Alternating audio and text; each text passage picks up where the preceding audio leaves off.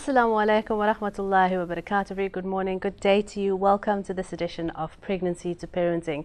We're in our third season, so very excited that baby's born. We've taken baby home. The rest of the family has all this thrills, and the siblings are around, so all the excitement is around baby being born, alhamdulillah. So taking baby home, boy or girl, getting the family involved, and this first newborn is at home. And if it didn't quite happen that way, we know that sometimes there are anxieties, there are baby blues, and this is exactly what we will be discussing today. Postnatal depression, not a much talked about subject when baby comes home, because everybody's elated, everybody's happy, so why and how could we possibly feel sad or down or any sort of anxieties around having baby? But this in reality is real.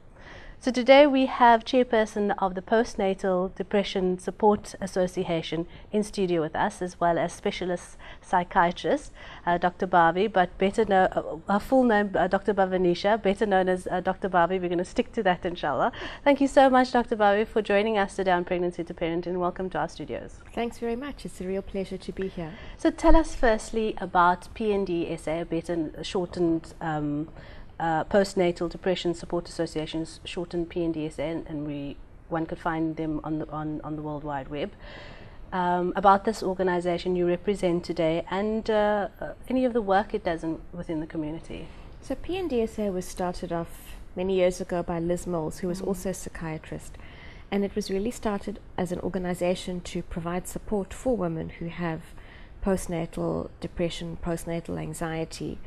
And over the years, it's expanded to provide support to women who have anxiety or depression within pregnancy, as well as postnatally. We have quite a strong web presence, and at the moment, our two goals are to increase awareness of what is postnatal depression, what is antenatal depression, to get resources and information out there. And the second thing that we're doing is to restart support groups for women who've got PND. So we're currently running a support group in Khayelitsha, which we call the Adjusting to Motherhood group. And once that's up and running, we hope to be able to take this model and then expand it to our other communities. Brilliant. I know back in the day when PND-SA was up and I was in contact with them, they were based out in the southern suburbs in Wynberg. And I know you guys have moved now, so where are you based? Well, our offices are currently in Kirstenhof, but I mean the easiest way to contact us is either through the web or through cell phone. Okay. And we're trying to do most of our outreach in the communities themselves rather than from the office. Because it's a South African, it's a national base. It's a national organization. So our head office is in Cape Town. We have very active offices in Gauteng and in Durban. We've just recently started an East London office. And just in the last couple of weeks, we've got an office going in Bloemfontein. Okay. So let's tackle postnatal depression. And I know you'll be hearing PND. I will be shortening it, that acronym PND. But postnatal depression, what exactly is it? Is it an anxiety disorder? Is it categorized as medical? There's a lot of hype about it. And what would you say are the main causes? Looking at maybe unexpected delivery, a bad delivery. Firstly, just explain PND for us. Well, I mean, historically, we've always called it postnatal depression, PND, but as we've learned more about it, what we really want to say is postnatal distress or perinatal distress. Okay. Because a lot of women, even before they give birth, have problems with depression and anxiety. And so by calling it distress, we're able to reach out to those women who might not have a depression per se. Okay. Just coming back to depression, depression is a well-known mental illness, and postnatal just means that it's depression that's happening in the time after you've given birth. But it's not really categorized as a full-blown depression. It depends on the severity in the particular woman. So we kind of have a spectrum. We start off with baby blues, which is very normal. You know, more than 90% of women have that, and it comes in sort of day 3 to day 5, and by 2 weeks should settle. Then you have women who have postnatal depression, which is, it's clearly abnormal. Women who have depressed mood most of the time, nearly every day, find it difficult to cope. When I say difficult to cope, they actually can't manage with the baby, or they're so distressed that they feel like they just want to crawl out of their skins, or women who are so anxious that they just can't function. And what would you say are the causes? I mentioned unexpected delivery. If you have a delivery date somewhere in September and you give birth before that, or even a delivery gone wrong when you wanted maybe a home birth or a vaginal delivery, and here you have a cesarean.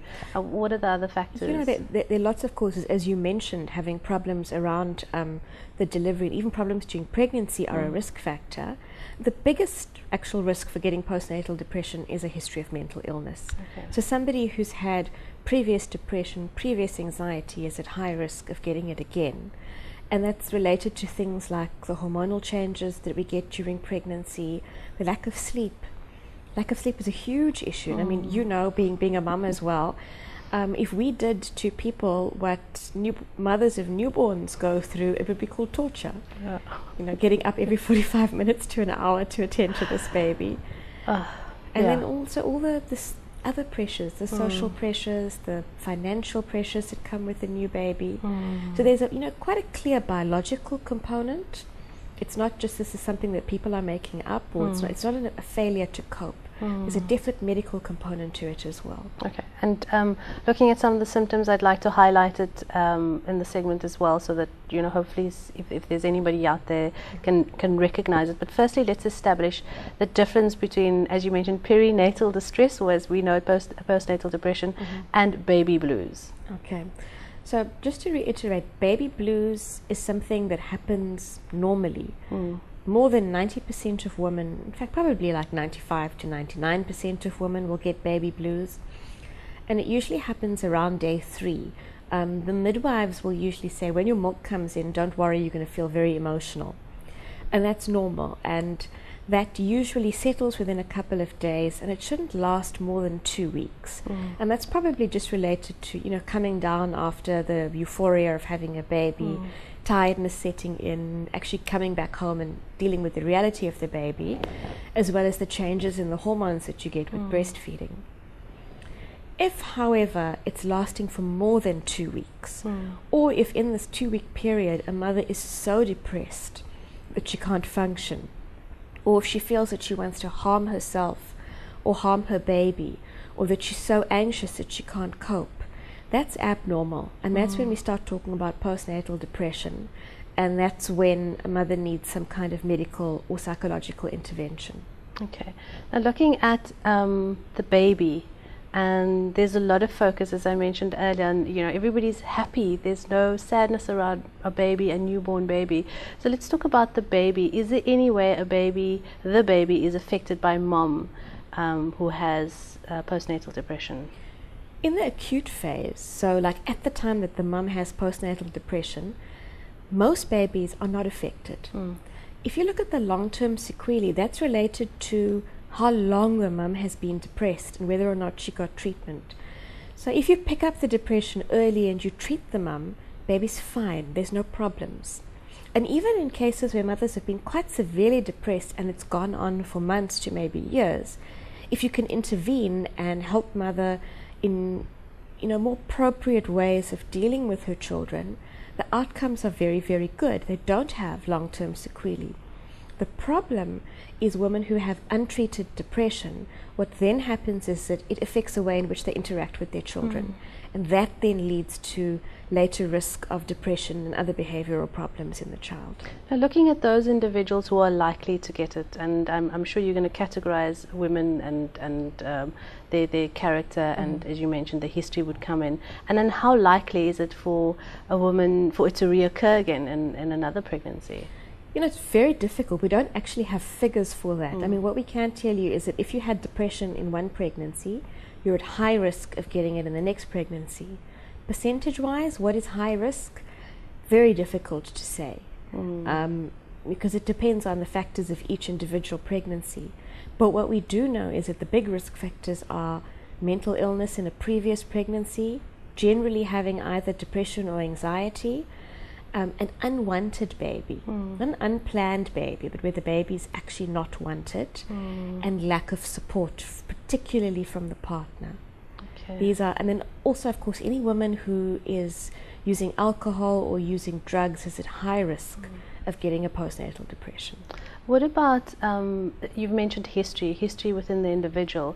What about the history with maybe the mother or the granny of the baby now, looking at her having depression or some sort of postnatal depression when she was pregnant, maybe with the current mom that is now pregnant? Is that a possibility as well? Yes, I mean, it does increase your risk, not the degree, obviously, that if you had depression yourself.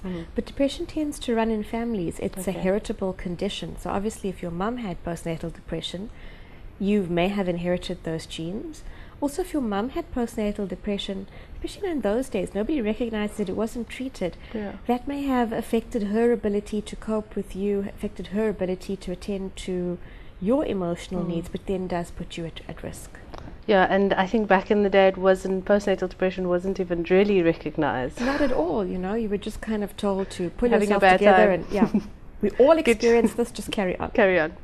All right, we're talking about postnatal depression in this feature of pregnancy to parenting, something that's very close to me, and I have to admit that it's something that I've suffered from with my first 2 pregnancies. So if it is something that concerns you, we will give you a helpline number to contact as well. There is help out there. You are not alone if you're suffering from postnatal depression. So stay with us as we continue our special feature on PND. Back in a moment.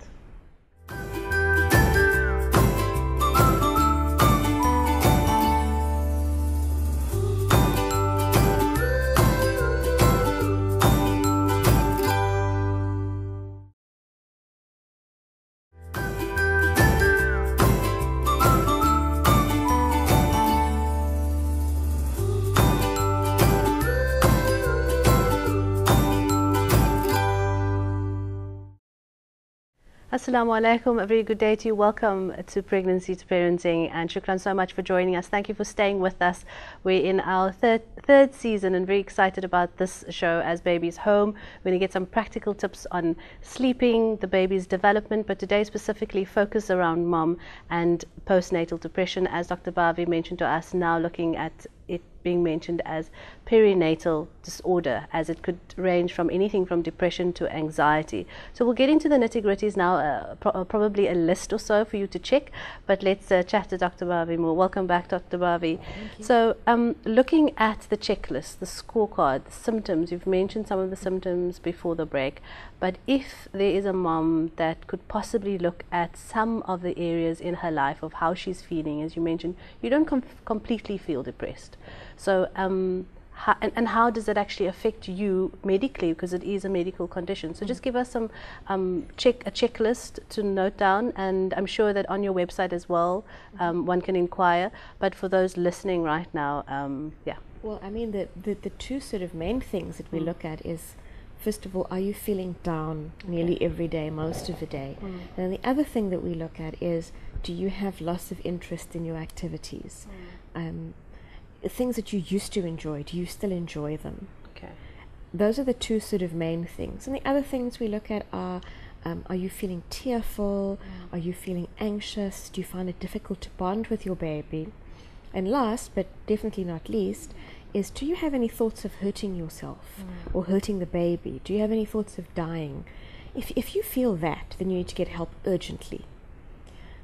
So mention them again. The loss of doing things that you don't. The loss of pleasure in things. It's what we call anhedonia, where you just don't feel pleasure or motivation or drive anymore. Life is just very grey and flat. Okay.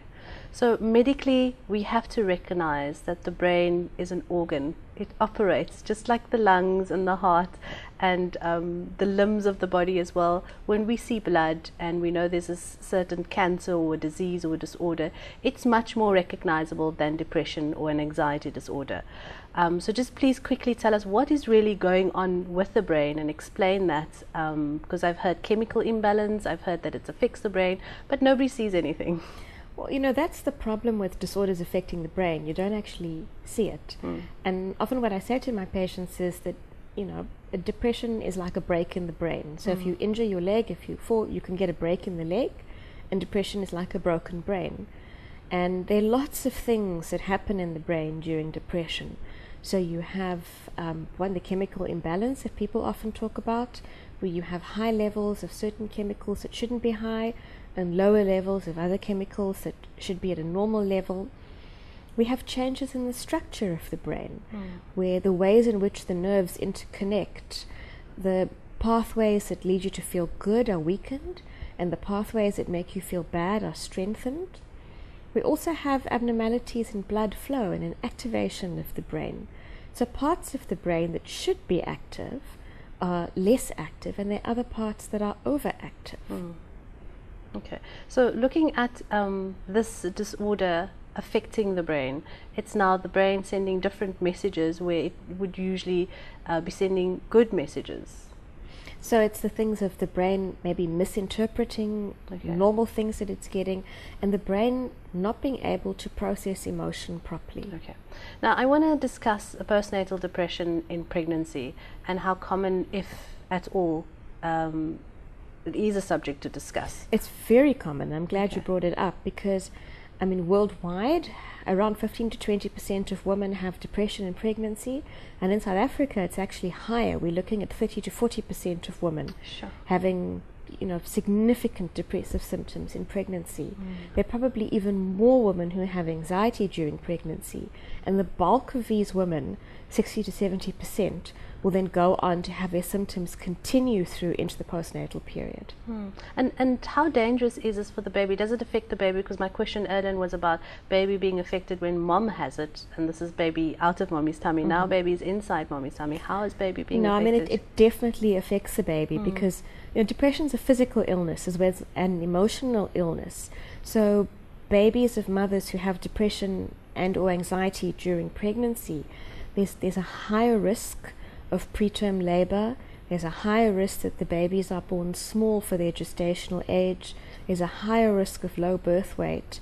So, I mean, depression poses a very significant and actual physical risk to the baby as well as to the mother. Okay, we want to talk about treatment and medication in a minute or so. But something that comes up for me is dad, and we haven't spoken about dad yet, and I want to do that a little bit later on. But quickly before we bring in support and family, I've heard a case where dad suffered from morning sickness at one stage when mom was pregnant. Is it possible for dad then to suffer from P&D or baby blues? It's not just possible, it actually happens quite commonly. Having a partner who's depressed is very difficult. It's extremely stressful, and even though dad doesn't have the biological changes that happen when you have a baby, all the other social things affect dad as well. The fact that, especially with the first baby, it's not now you as a couple, it's now you as a family adjusting to that.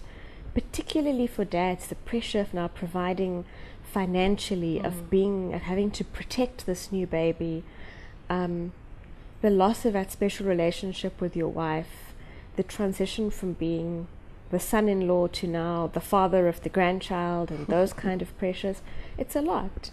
And very often what we see is that mum presents with the postnatal depression. Then as mum gets better, dad's symptoms start coming out, because now dad can actually let down his guard and show how he's been feeling. Okay, so when we talk about treatment, we're going to look at treatment for both mom and dad. Absolutely. All right, so let's look at the options of treatment available for those parents suffering from postnatal depression. Okay, so I mean, firstly, it's not just mum in isolation. Mothers are part of a family. There was actually a famous child therapist, Winnicott, who said there's no such thing as just an infant. And what he meant was that you don't get infants in isolation. You always get infants in the context of a mum and a dad. So the first thing that we need to do is to treat the family. We need to look at the family holistically and see what's happening. In more specific treatments, there's sort of two main arms of treatments: medication and then psychotherapy, or the talking therapies. And ideally, families should get both. Okay. Psychotherapy and medication. Now, we've mentioned earlier on that mom also gets postnatal depression during her pregnancy. Let's talk about how medication affects, firstly, the breastfeeding mom. Are there even medications available for her?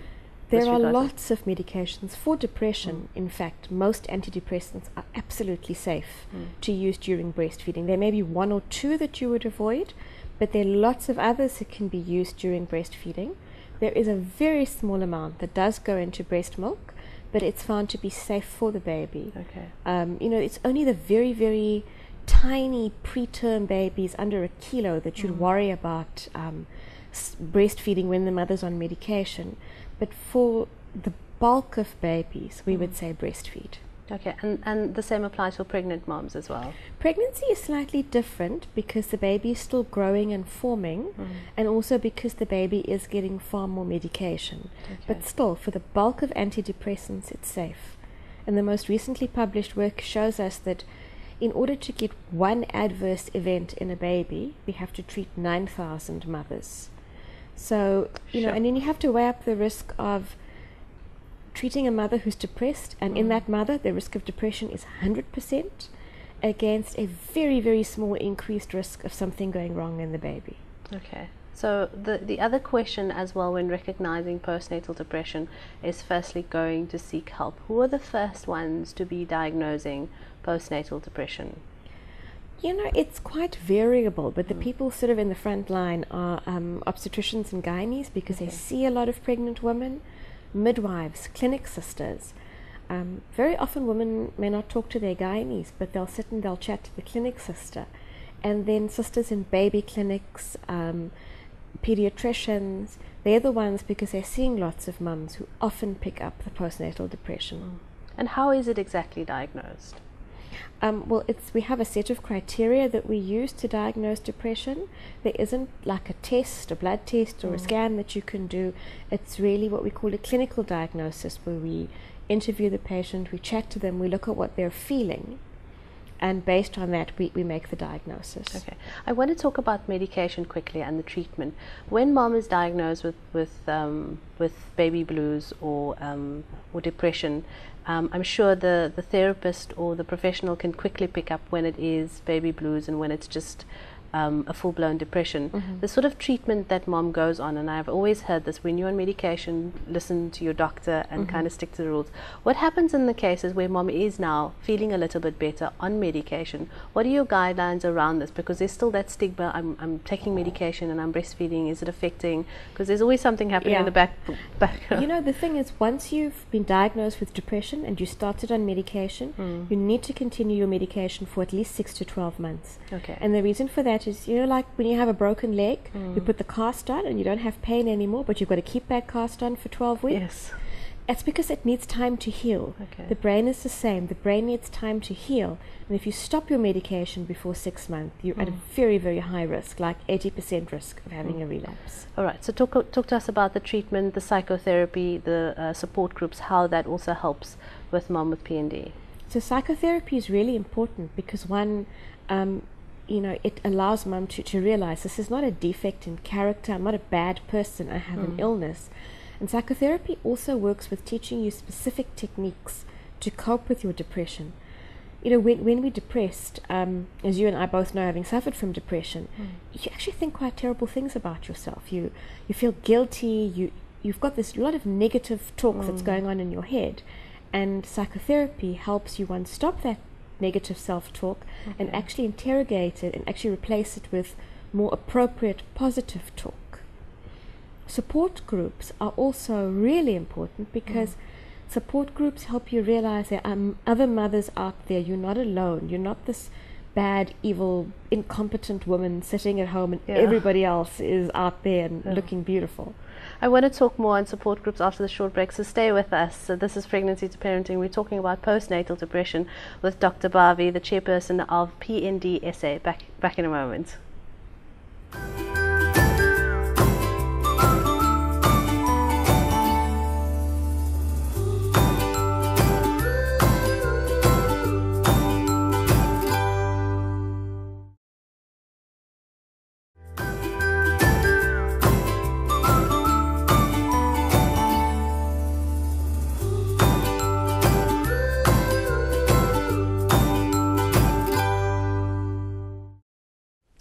Assalamu alaikum, welcome back. A very good day to you. Thank you so much for staying with us. This is Pregnancy to Parenting. Please do visit our Facebook page. Ultimately, we want your interaction as well.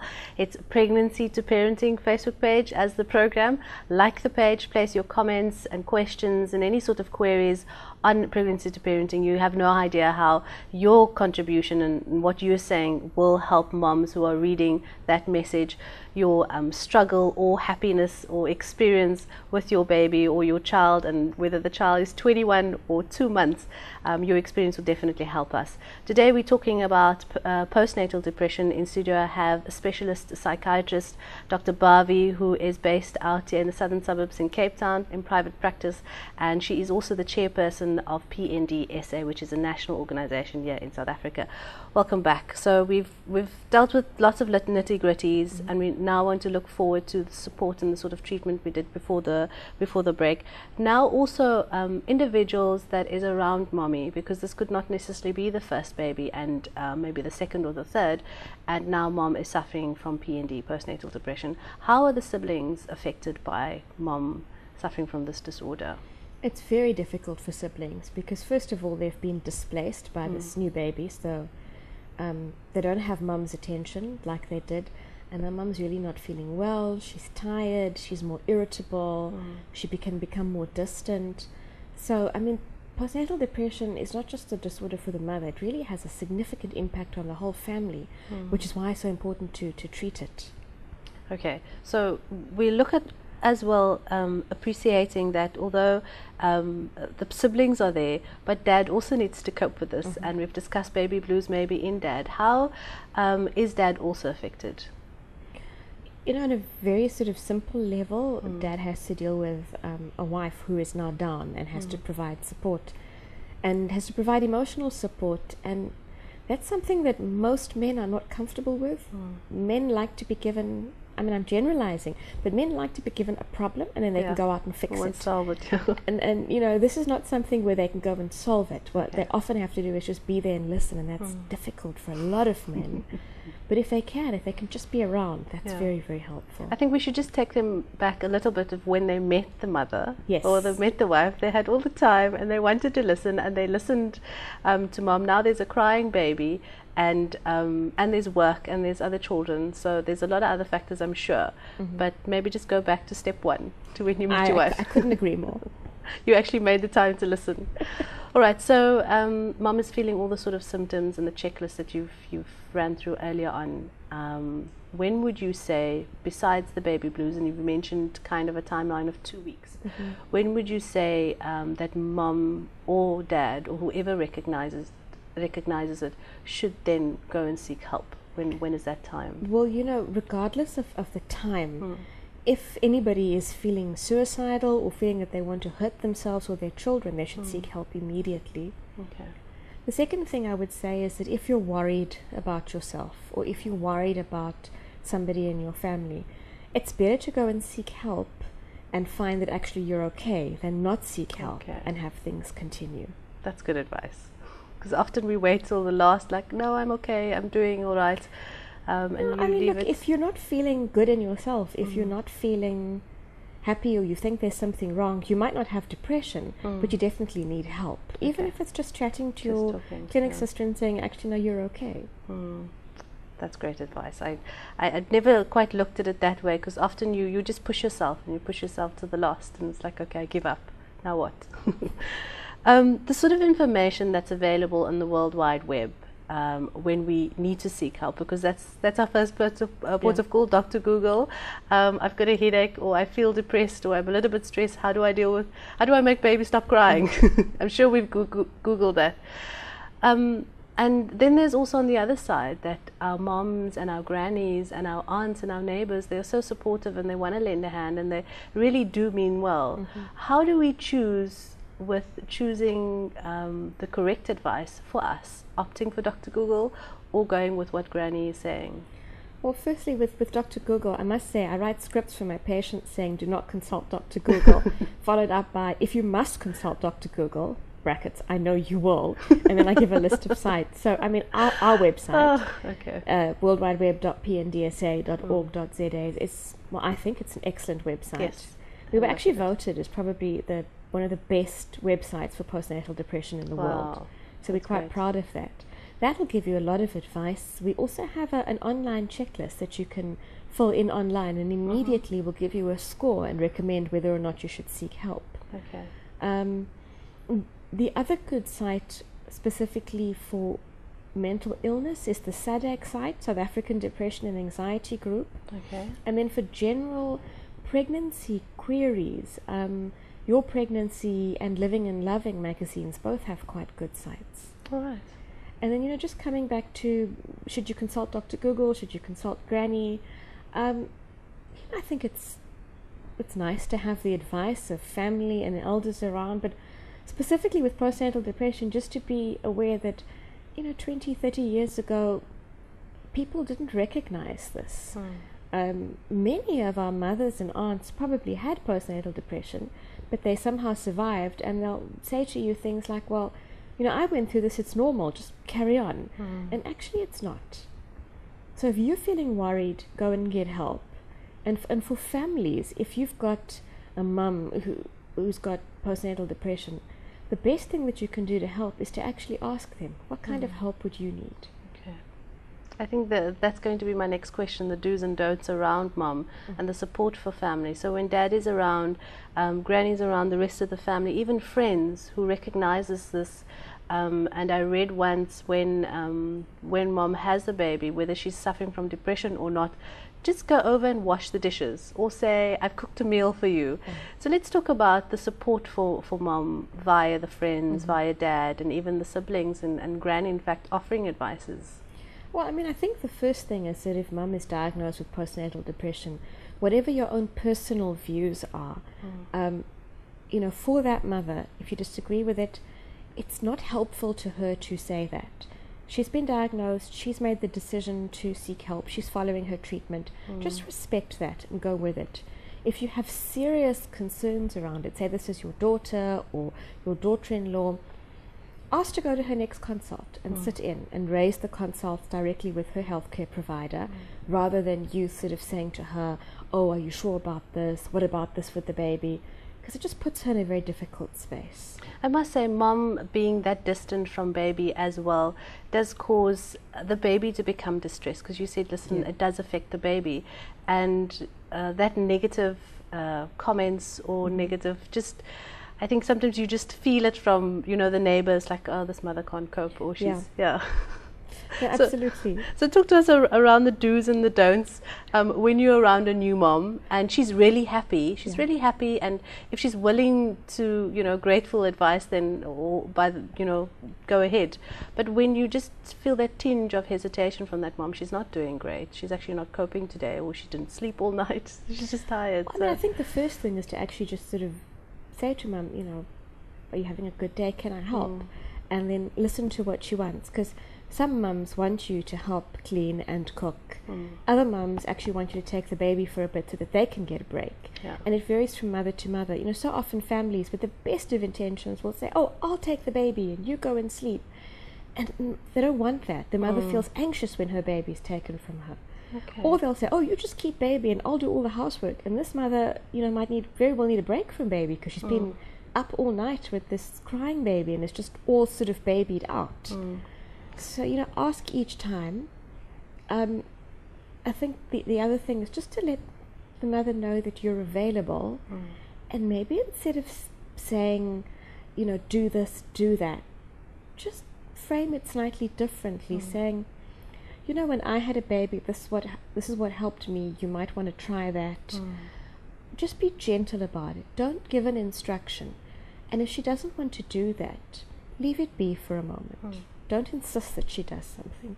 I've heard granny sit in conversations with the mother, with their daughter, and very slyly say, oh, but my daughter is following, what the books, she's raising her child according to the books.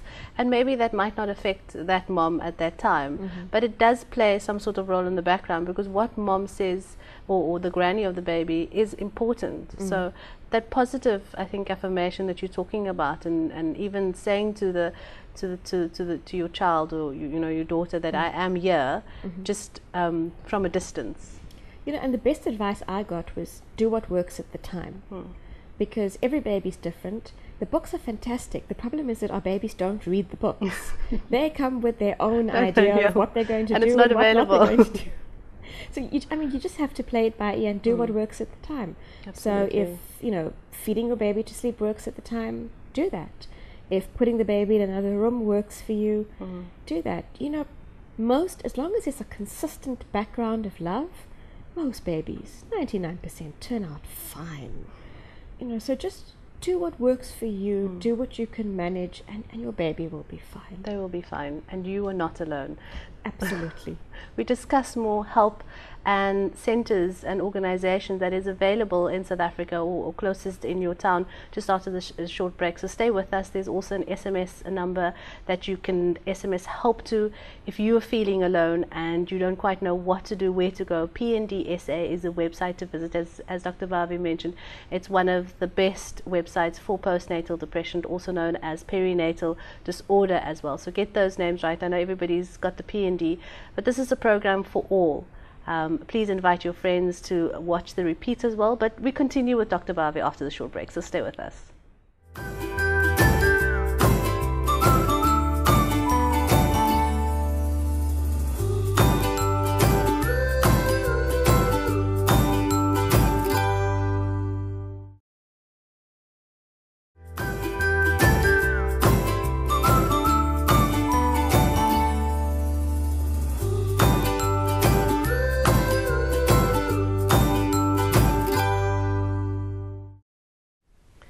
Welcome back. This is Pregnancy to Parenting. I'm Khawa Solomon in our last few minutes of our special program in our third season. Moving on, as I said, baby is now home, and realizing and get to know the baby, and also realizing certain factors that could occur and something that has come up which you didn't even realize. Might be postnatal depression, baby blues, or something of within the anxiety disorder.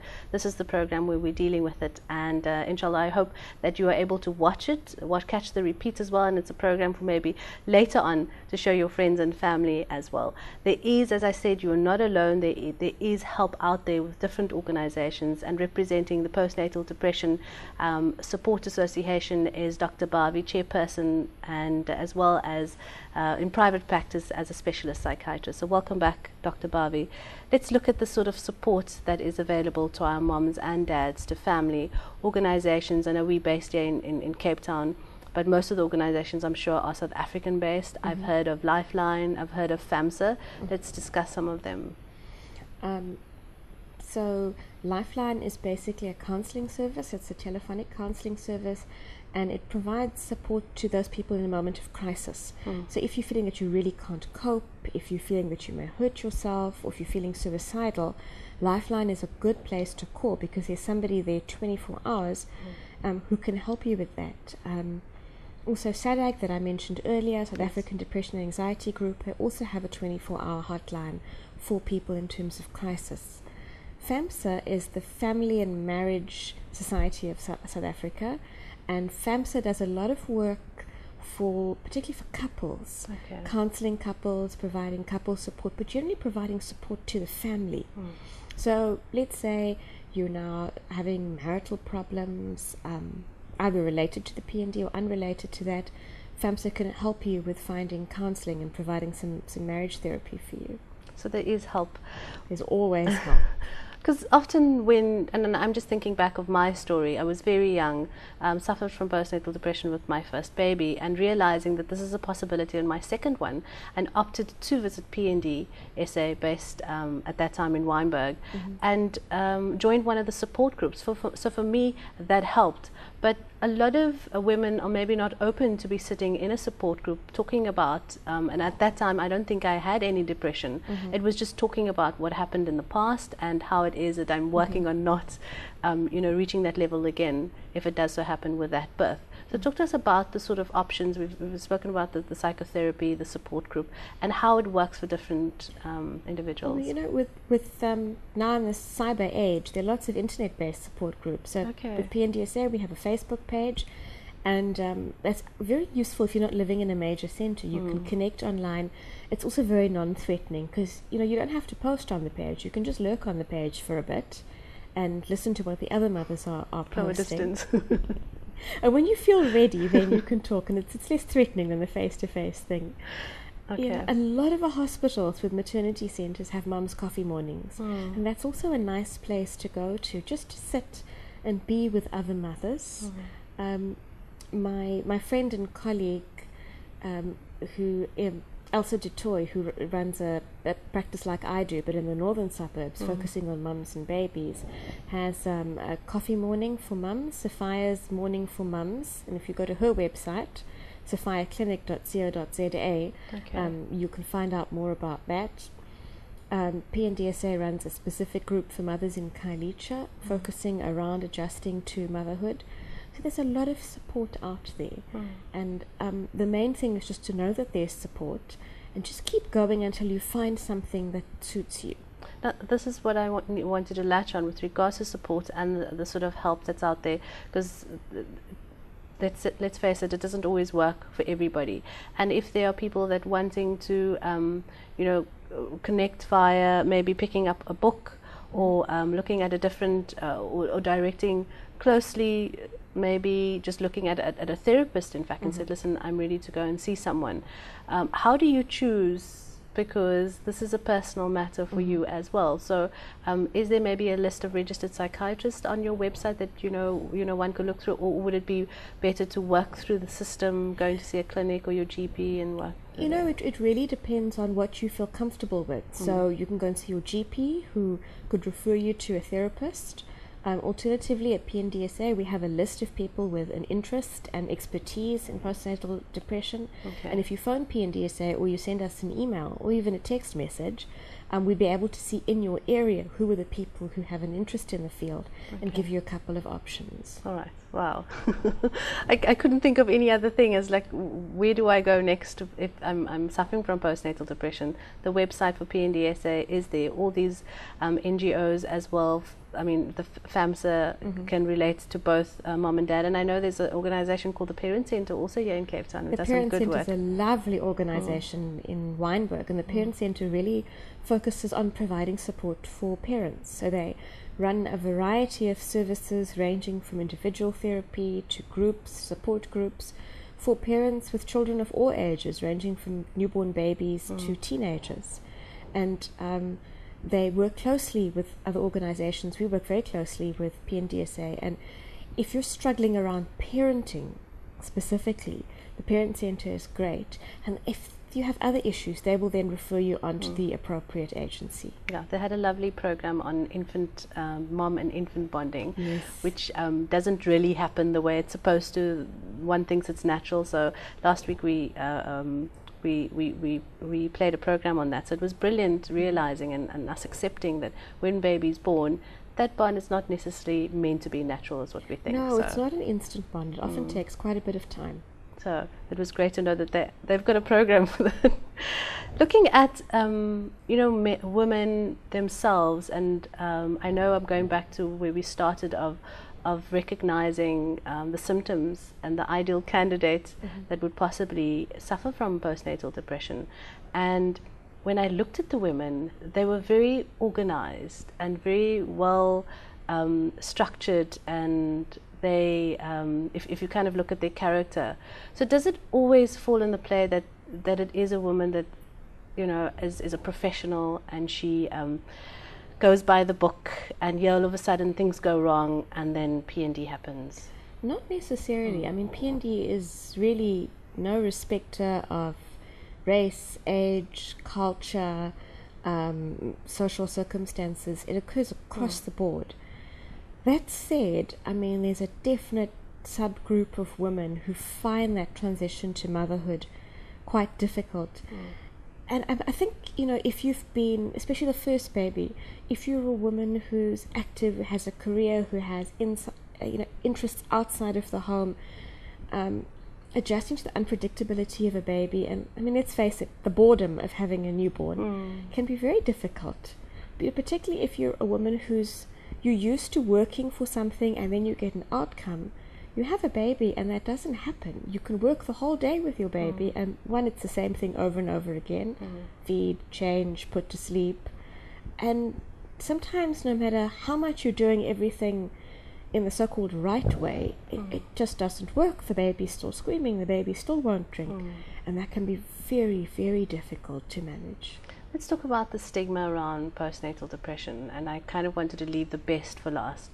And this for me is a worrying factor, because as a community I don't think there is this realization or accepting that postnatal depression affects the brain and then affects the body, and it affects mom's well-being and her worth. So let's talk about that and how we as a community can start changing that and realizing us as women, our worth and status. So if you were a stay-at-home mom, this is in itself a job, a full-time job, and how we devalue that. No, completely. I mean, as we were chatting before we started, I was saying that women will come in and, you know, you can see they've got 3 or 4 children, and they'll say, oh, I don't work. And I'm like, well, you know, actually you do work. You work very hard. You're just not paid for it. The huge problem with postnatal depression, in fact any mental illness, but particularly postnatal depression in our community, as you said, baby comes home, everybody's happy, and mothers will get told, what are you unhappy for? What's your problem? You've got this beautiful baby, you should be thrilled, you know, you should be blessed. But the reality, even if you don't have postnatal depression, is, I mean, I always say motherhood is wonderful in retrospect. In the moment it can be very difficult. I mean, we love our children. I'd never give them up, but at times it can be very, very hard. Yeah, and exhausting. Completely. We just see a picture of a mom up that's just completely tied out. Yeah. You know, and the reality, there's the myth of this beautiful, gorgeous, well put together mother who's got it all, and the reality is the completely exhausted mother who's always just one step behind in doing things. So I think the first thing is, as a community, we need to acknowledge that. And the second thing is that depression is a biological condition. It's not something that a woman has control over. That you're just going through. No, I mean, you wouldn't say to somebody, oh, I'm so tired of this cancer thing of yours now. You know, I think you're just using it to get attention, pull yourself together. Which you'll say to somebody who's depressed, I'm so tired of this, just pull yourself together.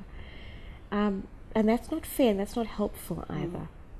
Okay, so lastly, let's round up your last few concluding comments on postnatal depression. And also, I believe you have a membership available on your website, so just take us through some information that people can find useful on your website, and the helpline for individuals and moms that actually just needs help, whether they think that they're not feeling this way or are.